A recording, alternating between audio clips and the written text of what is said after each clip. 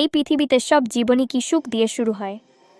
আজ আমি তোমাদের শোনাবো এমন এক বিড়ালের গল্প, যার জীবন শুরু হয়েছিল কষ্ট আর কান্না দিয়ে।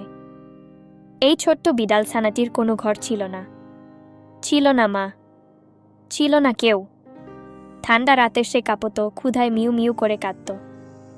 মানুষ দেখলেই সে ভয়ে পালাত, কারণ সবাই তাকে ভালোবাসেনি, কেউ তাড়িয়ে দিয়েছে, কেউ অবহেলা করেছে। একদিন সে খুব অসুস্থ হয়ে পড়ল, চলার শক্তিও প্রায় শেষ।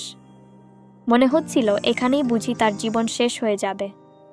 ঠিক তখনই একজন ভালো মনের মানুষ তাকে দেখতে পেল। সে বিড়ালটিকে কোলে তুলে নিল, খাবার দিল, ওষুধ দিল, আশ্রয় দিল।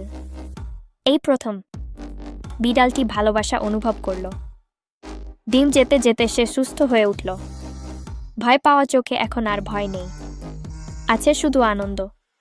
খেলাধুলা, ভালো খাবার, উষ্ণ বিছানা, সবকিছুই এখন তার নিজের।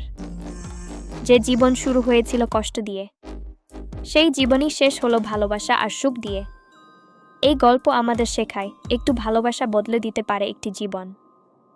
যদি এই গল্পটি তোমার হৃদয় ছুঁয়ে যায়, তাহলে ভিডিওটি লাইক করো আর এমন আরও গল্পের জন্য চ্যানেলটি সাবস্ক্রাইব করো।